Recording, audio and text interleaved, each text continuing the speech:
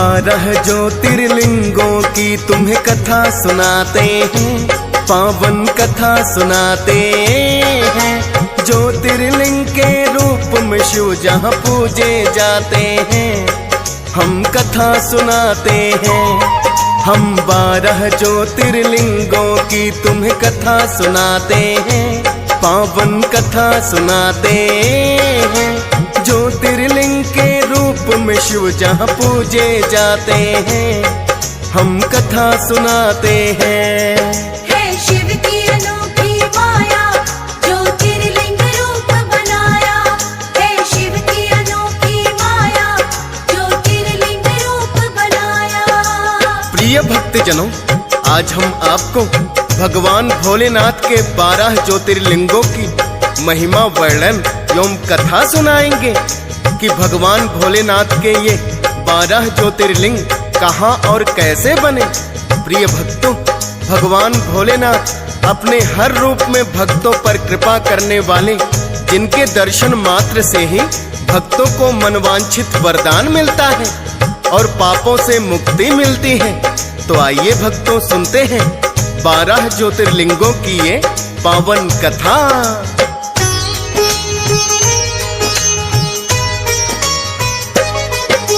सोमनाथ ज्योतिर्लिंग भक्तों प्रथम है माना जाए।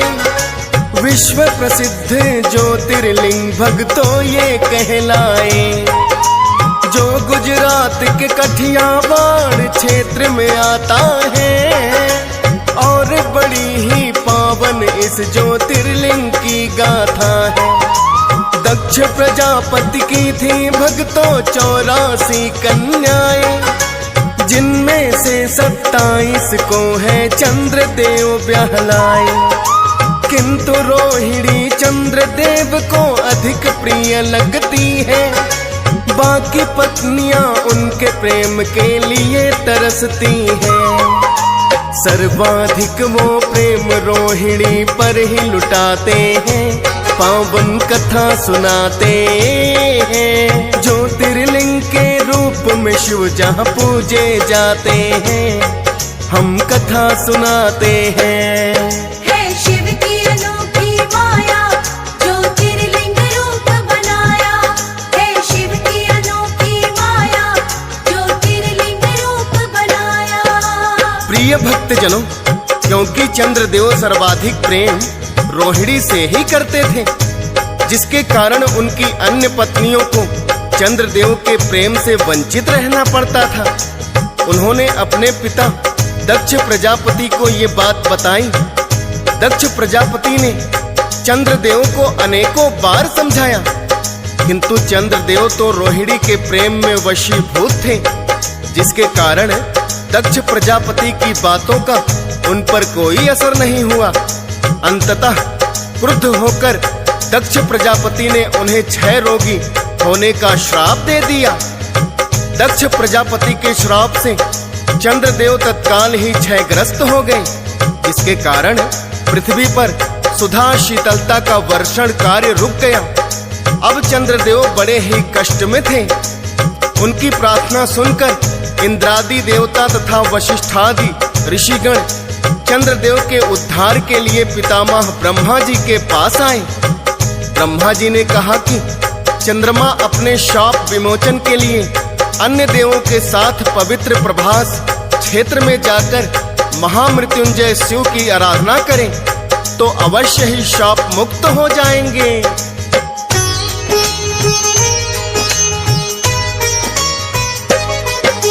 ब्रह्मा जी ने श्राप मुक्त होने का उपाय बताया।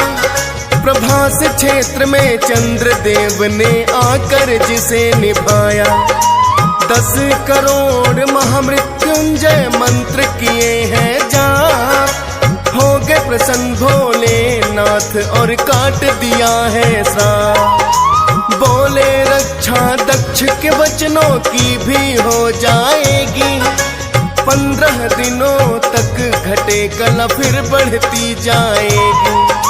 भोलेनाथ जब चंद्रदेव को श्राप मुक्त करते हैं, शुक्ल पक्ष और कृष्ण पक्ष तो भक्तों तभी बने हैं।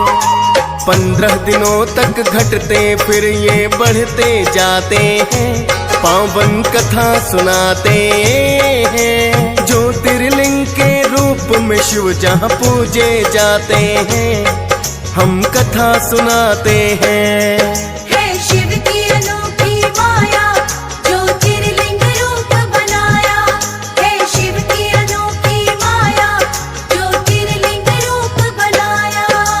प्रिय भक्तजनों, ब्रह्मा जी के वचन अनुसार चंद्रदेव ने प्रभास क्षेत्र में घोर तपस्या करते हुए 10 करोड़ बार महामृत्युंजय मंत्र का जाप किया, जिससे प्रसन्न होकर महामृत्युंजय शिव ने उन्हें अमृत प्रदान किया और कहा, हे चंद्रदेव, तुम शोक ना करो, मेरे वरदान से तुम शाप मुक्त तो हो जाओगे, साथ में दक्ष प्रजापति के वचनों की भी रक्षा होगी। कृष्ण पक्ष में तुम्हारी कला क्षीण होती जाएगी, किंतु शुक्ल पक्ष में उसी क्रम में तुम्हारी कला बढ़ती जाएगी और तुम्हें पूर्ण चंद्रत्व प्राप्त होगा। चंद्रमा को वरदान मिलने से तीनों लोकों की प्राणी प्रसन्न हो उठे और सुधाकर चंद्रदेव पुनः 10 दिशाओं में सुधा वर्षण का कार्य पूर्वत करने लगे। शाप मुक्त होकर चंद्रदेव ने अन्य देवताओं के साथ भगवान भोलेनाथ माता पार्वती के साथ यहाँ निवास करने की विनती की। तब से भोलेनाथ प्रभास क्षेत्र में ज्योतिर्लिंग रूप में विराजित हुए। प्रिय भक्तों, जो सोमनाथ ज्योतिर्लिंग की महिमा महाभारत, श्रीमद् भागवत तथा स्कंद पुराण आदि में विस्तार से बताई गई है। चंद्रमा का एक नाम सोम भी है और उन्होंने भगवान शिव को अपना नाथ कहकर पुकारा था, इसीलिए उन्हें सोमनाथ ज्योतिर्लिंग के रूप में जाना जाता है। जो भी भक्त यहाँ दर्शन करने आते हैं वो मोक्ष के पात्र बन जाते हैं और उनके लौकिक तथा परलौकिक कार्य स्वयं ही सफल हो जाते हैं। आइए भक्तों, अब जानते हैं शिव के दूसरे ज्योतिर्लिंग मल्लिकार्जुन के बारे में।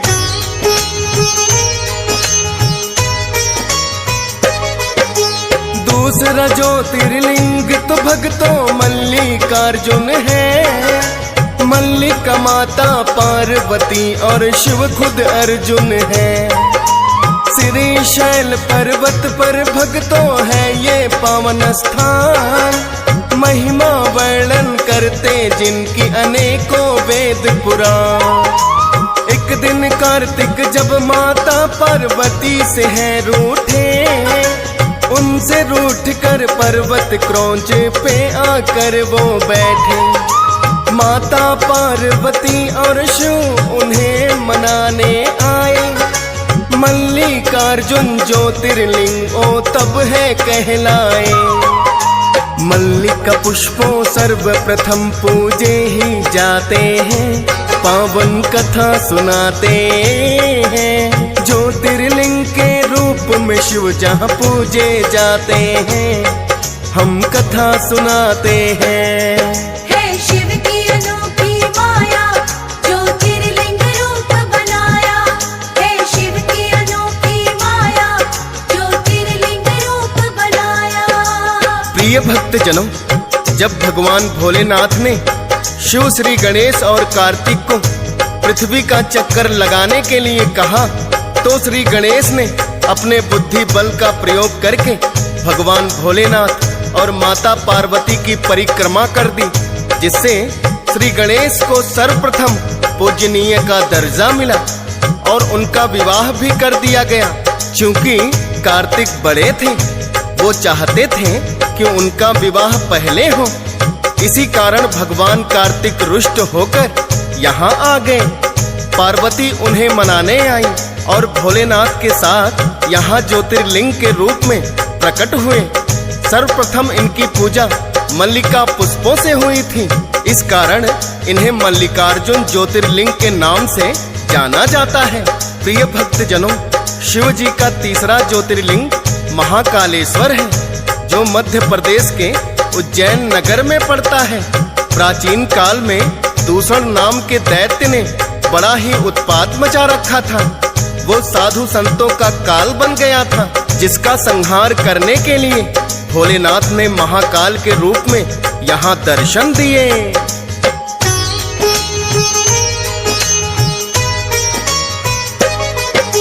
शिव के तीसरे ज्योतिर्लिंग को महाकाल कहते हैं। दारुण नाम के दैत्य का क्योंकि काल वो बनते हैं। राजा चंद्रसेन भी भक्तों शिव के भक्त हुए। प्रसन्न जिनकी भक्ति से होकर शिव यहाँ प्रकट हुए। भस्म आरती नित्य यहाँ पर इनकी की जाती है। काल सर्प के दोष की विपदा भी टल जाती है। राजा विक्रमादित्य ने मंदिर का निर्माण कराया। शिव के भक्त महान हुए थे, वर्णन जाता पाया।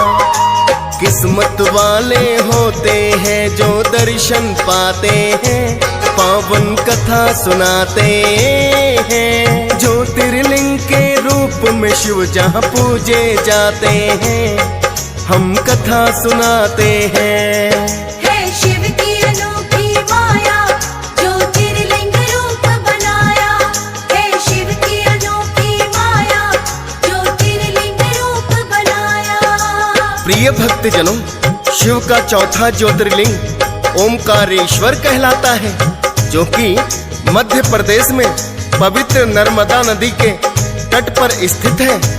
इस स्थान पर नर्मदा दो धाराओं में विभक्त हो जाने से बीच में टापू सा बन गया है। इस टापू को ही मानधाता पर्वत या शिवपुरी कहते हैं। नदी की एक धारा पर्वत की ओर उत्तर में और दूसरी दक्षिण दिशा में होकर बहती है। दक्षिण वाली मुख्य धारा मानी जाती है। इसी मानधाता पर्वत पर श्री ओंकारेश्वर ज्योतिर्लिंग का मंदिर स्थित है। पूर्व काल में राजा मानधाता ने इस पर्वत पर अपनी तपस्या से भगवान शिव को प्रसन्न किया था। इसी से इस पर्वत का नाम मानधाता पर्वत कहा जाने लगा। इस ज्योतिर्लिंग मंदिर के भीतर दो कोठरियों से होकर जाना पड़ता है। भीतर अंधेरा रहने के कारण या निरंतर प्रकाश जलता रहता है। ओमकारेश्वर ज्योतिर्लिंग मनुष्य निर्मित नहीं है, स्वयं प्रकृति ने इसका निर्माण किया है। इसके चारों तरफ सदैव जल भरा रहता है। संपूर्ण मानधाता पर्वत को ही भगवान शिव का रूप माना जाता है, इसीलिए इसे शिवपुरी भी कहते हैं और लोग भक्ति पूर्वक इसकी परिक्रमा करते हैं।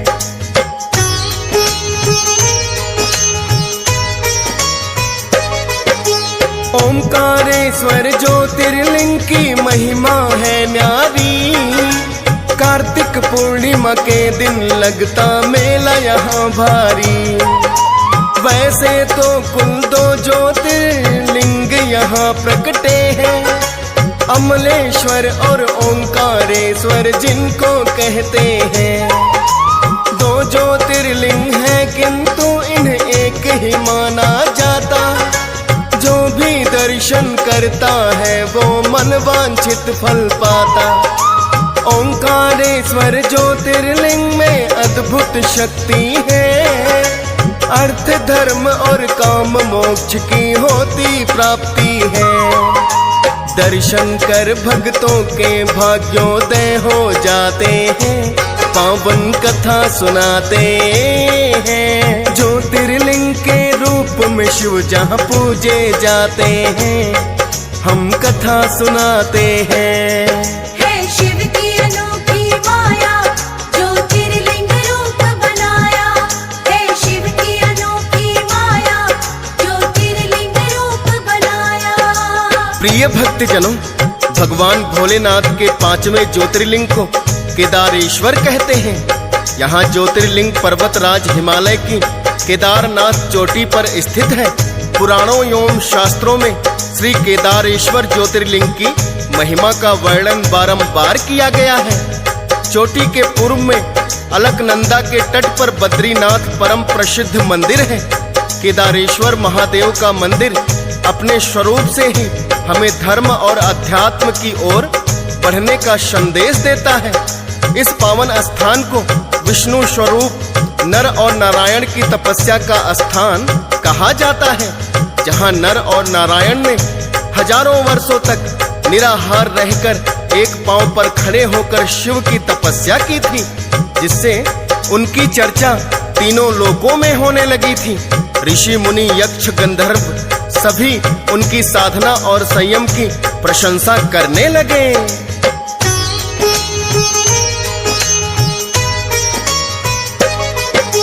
केदारेश्वर ज्योतिर्लिंग बड़ा पावन कहलाए, नर नारायण भी तप करने भक्तों यहाँ आए।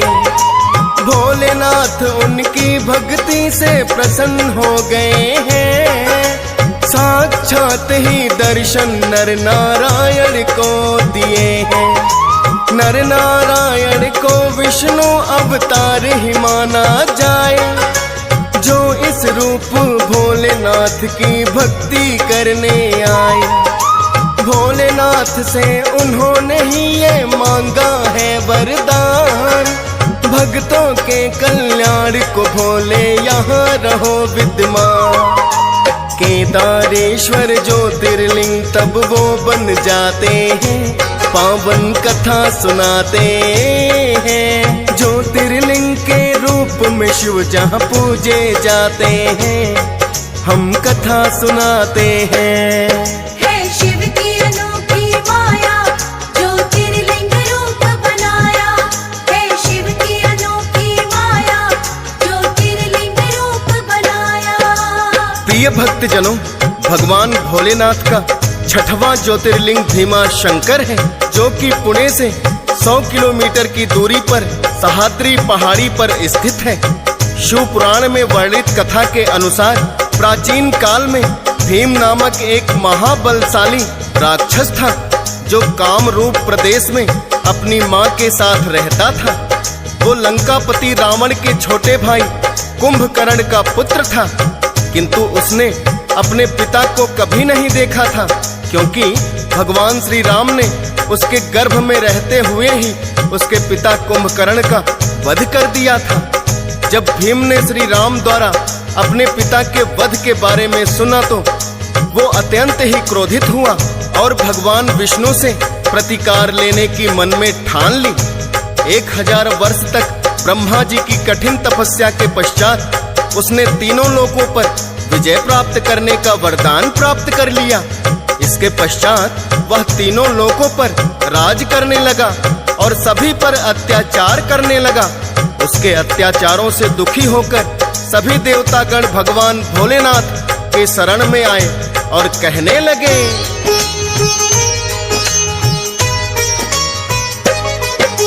भीम के अत्याचार तो भोले बढ़ते ही जाए, विजय प्राप्त ना उस पर देवतागण भी कर पाए। उसके अत्याचारों से सभी जीव बचाने होंगे, आपको उस दैत्य के अत्याचार मिटाने होंगे। भोलेनाथ ने सुनी है जो देवों की करुण पुकार, भीमा शंकर बनकर भोले ने लिया अवतार। भीम दैत्य को भोलेनाथ ने भस्म कर दिया है, भीमा शंकर नाम है भक्तों इनका तभी हुआ है। ज्योतिर्लिंग के रूप में आज भी पूजे जाते हैं, पावन कथा सुनाते हैं। ज्योतिर्लिंग के रूप में शिव जहाँ पूजे जाते हैं, हम कथा सुनाते हैं। है शिव की अनोखी माया, ज्योतिर्लिंग रूप बनाया। है शिव की अनोखी माया, ज्योतिर्लिंग रूप बनाया। प्रिय भक्तजनों, भगवान भोलेनाथ का 7वां ज्योतिर्लिंग काशी विश्वनाथ है। यह ज्योतिर्लिंग उत्तर भारत की प्रसिद्ध नगरी काशी में स्थित है।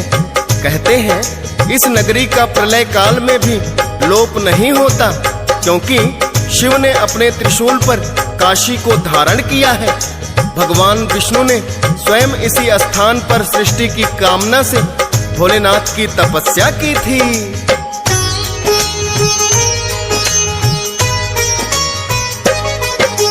पावन नगरी भक्त जनों ये शिव की काशी है, विष्णु जी ने भी आकर के यहाँ तपस्या की है। भोलेनाथ ने माँ गौरा से जब है विवाह रचाया, आ गए जब कैलाश पे माँ गौरा ने पूछना चाहा, भोलेनाथ आपका क्या यही एकमात्र स्थान, लगा समाधि करते हो क्या यहीं बैठ के ध्यान। भोलेनाथ तब उनको काशी नगरी ले आए, जहाँ पे काशी विश्वनाथ है भोले कहलाए। ज्योतिर्लिंग के रूप में ही फिर यहाँ समाते हैं, पावन कथा सुनाते हैं। ज्योतिर्लिंग के रूप में शिव जहाँ पूजे जाते हैं, हम कथा सुनाते हैं। है शिव की अनोखी माया, ज्योतिर्लिंग रूप बनाया। है शिव की अनोखी माया, ज्योतिर्लिंग रूप बनाया। प्रिय भक्तजनों, भगवान भोलेनाथ का 8वां ज्योतिर्लिंग त्र्यंबकेश्वर है, जो महाराष्ट्र में नासिक से 30 किलोमीटर दूर है। शिव पुराण में वर्णित कथा के अनुसार एक बार महर्षि गौतम के तपोवन में रहने वाले ब्राह्मणों की पत्नियां किसी बात पर ऋषि गौतम की पत्नी अहिल्या से रुष्ट हो गई। उन्होंने अपने पतियों को ऋषि गौतम का प्रतिकार करने के लिए प्रेरित किया, जिसके लिए ब्राह्मणों ने गणेश जी की तपस्या करके उन्हें प्रसन्न कर लिया। जब गणेश जी ने ब्राह्मणों से वरदान मांगने के लिए कहा, तो ब्राह्मणों ने कहा कि यदि आप हमसे प्रसन्न हैं तो ऋषि गौतम को इस आश्रम से निकाल दें। गणेश जी ने ब्राह्मणों को समझाया, किंतु वो अपनी बात पर अटल रहे। अंततः गणेश जी को उनकी बात माननी पड़ी। अपने भक्तों का मन रखने के लिए वो एक दुर्बल गाय का रूप धारण करके ऋषि गौतम के खेत में चरने लगे। गाय को फसल चरते देख ऋषि गौतम ने एक घास का तिनका लेकर उन्हें हाँकना चाहा। तिनका स्पर्श करते ही गाय वहीं मर गई। तब तो हाहाकार मच गया। सारे ब्राह्मणों ने एकत्रित होकर गौ हत्यारा कहकर ऋषि गौतम को आश्रम से निष्कासित कर दिया। ऋषि गौतम इस घटना से बड़े ही दुखी हुए और अपनी पत्नी अहिल्या के साथ वहां से एक कोस दूर जाकर रहने लगे। उन ब्राह्मणों ने वहां भी उनका पीछा नहीं छोड़ा और कहने लगे, तुम गौ हत्यारे हो, तुम्हें वेद पाठ और यज्ञादि करने का कोई अधिकार नहीं। तब ऋषि गौतम विनय पूर्वक उन्हीं ब्राह्मणों से इस पाप का उपाय पूछने लगे।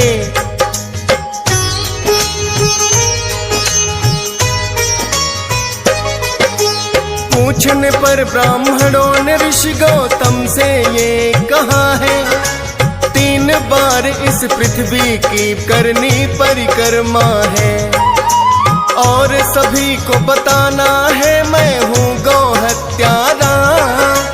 101 परिक्रमा करनी ब्रह्मगिरी की दोबारा। 1 कोटि पार्थिव शिवलिंग पड़े उसके बाद बनाने। 100 घड़े पावन गंगा जल के लाकर पड़े चढ़ाने। ब्रह्मगिरी की 11 परिक्रमा फिर करनी होगी, तब जा करके होगा नष्ट हुआ तुमसे पाप जो भी। गौतम ऋषि ने किया वैसा जैसा वो बताते हैं, पावन कथा सुनाते हैं। ज्योतिर्लिंग के रूप में शिव जहाँ पूजे जाते हैं, हम कथा सुनाते हैं। है शिव की अनोखी माया, ज्योतिर्लिंग रूप बनाया। है शिव की अनोखी माया, ज्योतिर्लिंग रूप बनाया। प्रिय भक्तजनों, ऋषि गौतम ने ब्राह्मणों का बताया हुआ उपाय किया। तब उनकी तपस्या से प्रसन्न होकर भोलेनाथ ने उन्हें दर्शन दिए और वरदान मांगने को कहा। तब ऋषि गौतम ने कहा, हे भोलेनाथ, मुझे गौ हत्या का जो पाप लगा है, आप उस पाप से मुक्त कर दीजिए। ऋषि गौतम की बात सुनकर भोलेनाथ कहने लगे, हे गौतम, तुम सर्वथा निष्पाप हो। गौ हत्या का अपराध तुम पर छल पूर्वक लगाया गया है। छल पूर्वक ऐसा करने वाले तुम्हारे आश्रम के ब्राह्मणों को मैं दंडित करना चाहता हूँ। तब ऋषि गौतम ने कहा, हे भोलेनाथ, उन्हीं के निमित्त से तो मुझे आपके दर्शन प्राप्त हुए हैं। अब उन्हें मेरा परम हित समझकर आप उन पर क्रोध ना करें। बहुत से ऋषि मुनियों और देवगणों ने एकत्रित होकर ऋषि गौतम की बात का अनुमोदन करते हुए भगवान शिव से सदा सदा के लिए यहाँ निवास करने की प्रार्थना की, जिनकी प्रार्थना भोलेनाथ ने स्वीकार कर ली और यहाँ त्रयंबकेश्वर ज्योतिर्लिंग के रूप में स्थापित हो गए। प्रिय भक्तों, ये ज्योतिर्लिंग सभी पापों को नष्ट करने वाला है। आइए भक्तों, अब जानते हैं भगवान भोलेनाथ के 9वें ज्योतिर्लिंग बैद्यनाथ के बारे में।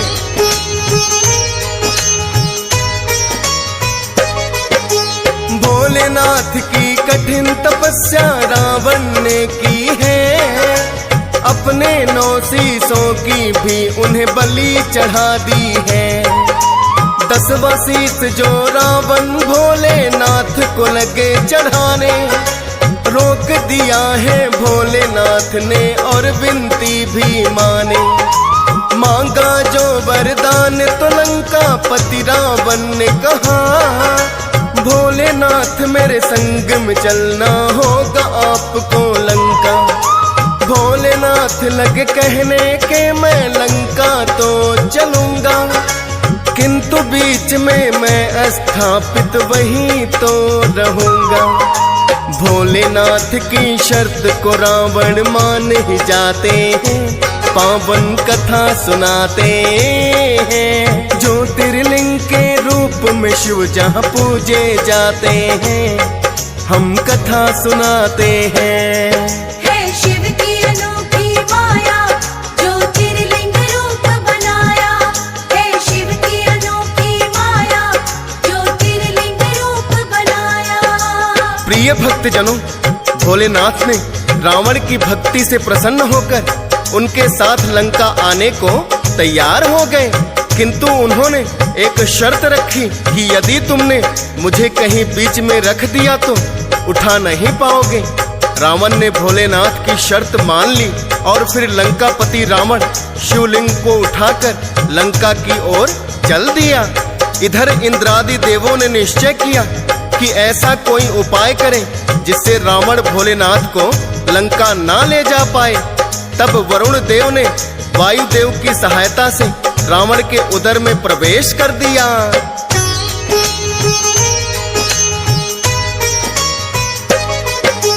ले जा रहा था रावण भोलेनाथ को जब लंका, बड़े जोर से लग आई है उसको लघु शंका। सोचा रावण ने अब तो निवृत्त होना पड़ेगा, किंतु शिवलिंग को धरती पर ना रखा जाएगा। बैजू नाम का एक ग्वाला वह गाय चरा रहा था, शिवलिंग को रावण ने उसके हाथ में थमा दिया था। लघु शंका से निवृत्त होकर रावण जब आया, बैजू ग्वाला दिखा नहीं शिवलिंग धरती पर पाया। बल अजमाया रावण ने पर उठ नहीं पाते हैं, पावन कथा सुनाते हैं। ज्योतिर्लिंग के रूप में शिव जहाँ पूजे जाते हैं, हम कथा सुनाते हैं। है शिव की अनोखी माया, ज्योतिर्लिंग रूप बनाया। है शिव की अनोखी माया, ज्योतिर्लिंग रूप बनाया। प्रिय भक्तजनों, कहते हैं विष्णु जी स्वयं बैजू ग्वाला बनकर आए थे, तभी भोलेनाथ यहाँ बैजनाथ ज्योतिर्लिंग के रूप में स्थापित हो गए। रावण लाख कोशिशों के बाद भी उन्हें उठा नहीं पाया और अंत में पांव के अंगूठे से दबाकर चला गया, जिसका निशान आज तक दिखाई देता है। भगवान विष्णु बैजू ग्वाला बनकर आए थे, तभी इन्हें बैजनाथ ज्योतिर्लिंग के नाम से पुकारा जाता है। प्रिय भक्तों, भगवान भोलेनाथ का 10वां ज्योतिर्लिंग नागेश्वर ज्योतिर्लिंग है। आइए इसके बारे में जानते हैं।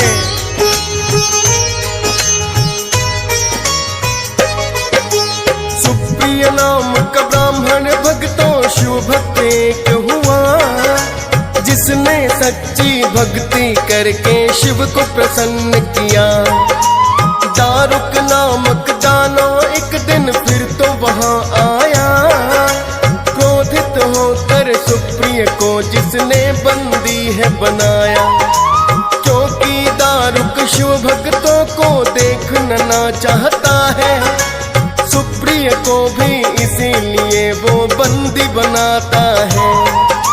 सुप्रिय कारागार में शिव भक्ति में मग्न रहा, दारुक के अत्याचारों का कुछ नहीं असर हुआ। कुछ सैनिक फिर दारुक को ये बात बताते हैं, पावन कथा सुनाते हैं। ज्योतिर्लिंग के रूप में शिव जहाँ पूजे जाते हैं, हम कथा सुनाते हैं। है शिव की अनोखी माया, ज्योतिर्लिंग रूप बनाया। है शिव की अनोखी माया, ज्योतिर्लिंग रूप बनाया। प्रिय भक्तजनों, जैसे ही दारुक कानों को सैनिकों ने बताया कि सुप्रिय कारागार में भी शिव भक्ति में लीन है और वो बंदियों को भी शिव भक्ति के लिए प्रेरित कर रहा है, तो दारुक क्रोध के मारे आग बबूला हो गया। वो तत्काल ही कारागार में आया। सुप्रिय उस समय भी नेत्र बंद किए हुए शिव भक्ति में लीन था। दारुक ने सुप्रिय को अनेकों बार आवाज दी, किंतु सुप्रिय का ध्यान नहीं टूटा। अब तो दारुक के क्रोध की सीमा ना रही और उसने अपने सैनिकों को आदेश दिया कि सुप्रिय सहित सभी बंदियों का वध कर दो।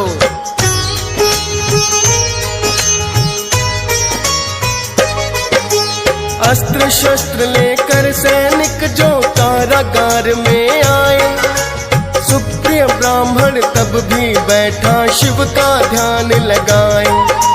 उसको था विश्वास कि शिव ही हमें बचाएंगे, भक्त की रक्षा करने को वो अवश्य आएंगे।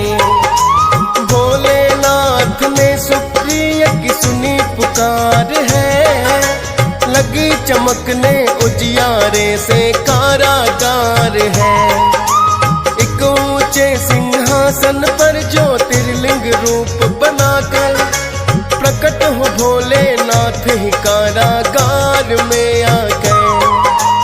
अपना पाशुपत अस्त्र भी ब्राह्मण को वो थमाते हैं, पावन कथा सुनाते हैं। ज्योतिर्लिंग के रूप में शिव जहाँ पूजे जाते हैं, हम कथा सुनाते हैं। है शिव की अनोखी माया, ज्योतिर्लिंग रूप बनाया। है शिव की अनोखी माया, ज्योतिर्लिंग रूप बनाया। प्रिय भक्तजनों, सुप्रिय की पुकार सुनकर भगवान भोलेनाथ कारागार में ही एक ऊंचे सिंहासन पर ज्योतिर्लिंग रूप में प्रकट हुए और सुप्रिय की रक्षा के लिए उन्होंने अपना पाशुपत अस्त्र भी दे दिया। उसी अस्त्र से सुप्रिय ने दारुक और उसके सभी सहायकों का वध कर दिया और स्वयं शिव धाम को प्रस्थान कर गए। भक्तों, यही भगवान भोलेनाथ आज तक भी ज्योतिर्लिंग के रूप में विराजमान है। प्रिय भक्तों, ये ज्योतिर्लिंग गुजरात प्रांत में द्वारकापुरी से 17 मील की दूरी पर स्थित है, जिसके दर्शन करने से ही भक्त विरोधियों के भय से मुक्त हो जाते हैं।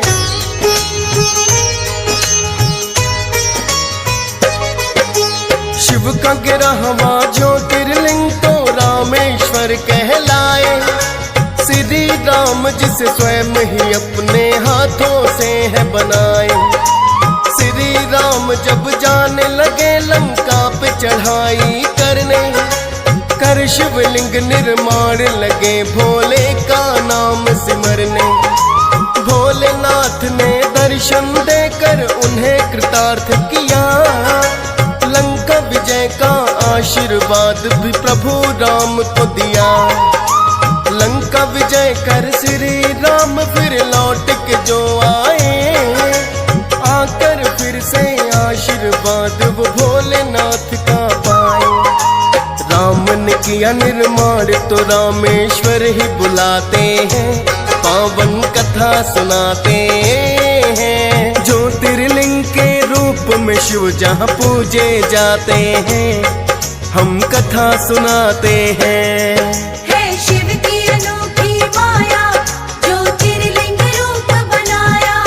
है शिव की अनोखी माया, ज्योतिर्लिंग रूप बनाया।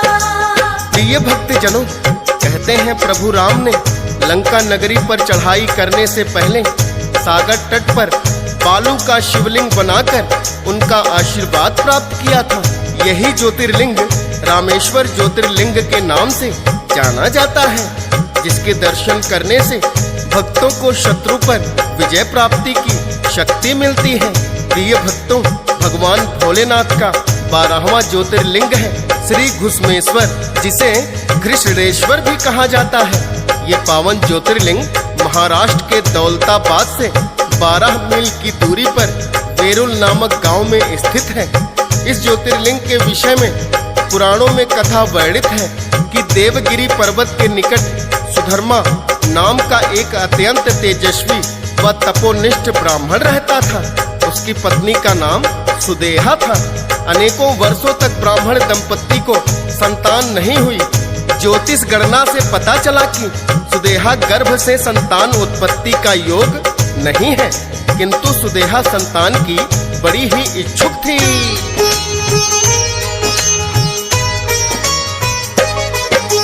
थी संतान प्राप्ति की इच्छा सुदेहा के मन में, अपने पति सुधर्मा से वो लगी है फिर कहने, छोटी बहन मेरी घुष्मा है जिससे करो तुम विवाह, ताकि पुत्र की प्राप्ति है स्वामी हमको भी हो जा।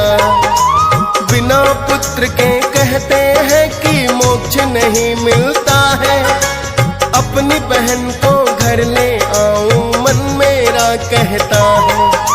उसका सुझाव सुधर्मा को पर पसंद नहीं आया, किंतु दुहाई देकर उसने अपने पति को मनाया। घुस्मा को भी पत्नी बनाकर घर ले आते हैं, पावन कथा सुनाते हैं। ज्योतिर्लिंग के रूप में शिव जहाँ पूजे जाते हैं, हम कथा सुनाते हैं। है शिव की अनोखी माया, ज्योतिर्लिंग रूप बनाया। है शिव की अनोखी माया, ज्योतिर्लिंग रूप बनाया। प्रिय भक्तजनों, सुदेहा की जिद के आगे सुधर्मा को झुकना पड़ा और सुदेहा की छोटी बहन घुस्मा से विवाह कर लिया। कालांतर में घुस्मा के गर्भ से एक बड़े ही सुंदर पुत्र ने जन्म लिया। अब तो सुधर्मा, सुदेहा और घुस्मा तीनों ही बड़े प्रसन्न थे।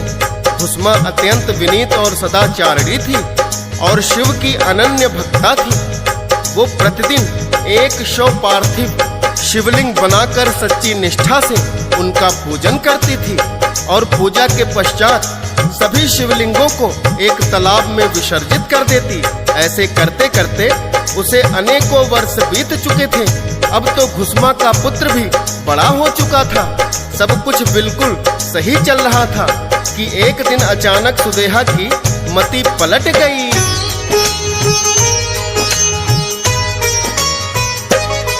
विपरीत बुद्धि भक्तों किसी की जब हो जाती है, भले बुरे की फिर उसको तो समझ न आती है। सुदेहा के भी मन में उत्पन्न हो गई थी कुंठा, लगी सोचने इस घर में अब मेरा रह गया क्या। पुत्र को जन्म दिया घुस्मा ने, इसकी मेरी कद्र होगी। वृद्धावस्था में मुझे पूछने वाला ना कोई भी। धीरे धीरे कुंठा उसकी इतनी बढ़ गई है, रात में उठकर पुत्र की उसने हत्या कर दी है। सुधर्मा और घुष्मा भी ये तो जान न पाते हैं, पावन कथा सुनाते हैं। ज्योतिर्लिंग के रूप में शिव जहाँ पूजे जाते हैं, हम कथा सुनाते हैं। है शिव की अनोखी माया, ज्योतिर्लिंग रूप बनाया। है शिव की अनोखी माया, ज्योतिर्लिंग रूप बनाया। प्रिय भक्तजनों, कुंठित होकर सुदेहा ने रात को सोए हुए पुत्र की हत्या कर दी और उसकी मृत देह को उसी तालाब में फेंक दिया जिसमें उसकी बहन घुष्मा पूजा पाठ के पश्चात शिवलिंगों का विसर्जन करती थी। कुछ समय बाद जब सुधर्मा को पुत्र दिखाई नहीं दिया तो वो बड़े ही चिंतित हुए। उन्होंने सुदेहा और घुष्मा दोनों से पूछा, किंतु दोनों ने अनभिज्ञता जाहिर की। घुष्मा हर रोज की तरह पूजा पाठ में लग गई।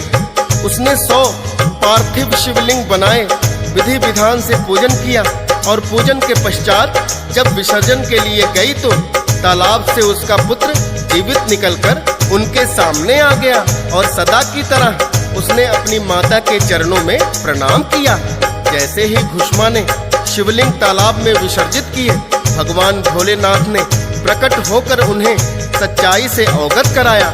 वो सुदेहा पर अत्यंत क्रोधित दिखाई दे रहे थे और उसे दंडित करने के लिए उद्धत हो गए, किंतु घुष्मा ने विनती की, हे भोलेनाथ, आज मुझे आपके दर्शन सुदेहा के कारण ही हुए हैं, अतः मुझे उस पर जरा भी क्रोध नहीं। आप भी उसे क्षमा करें। यदि आप मेरी भक्ति से प्रसन्न हैं तो सदैव यहाँ ज्योतिर्लिंग के रूप में निवास करें। प्रिय भक्तों, तब से ही भगवान भोलेनाथ यहाँ ज्योतिर्लिंग रूप में विराजमान हो गए।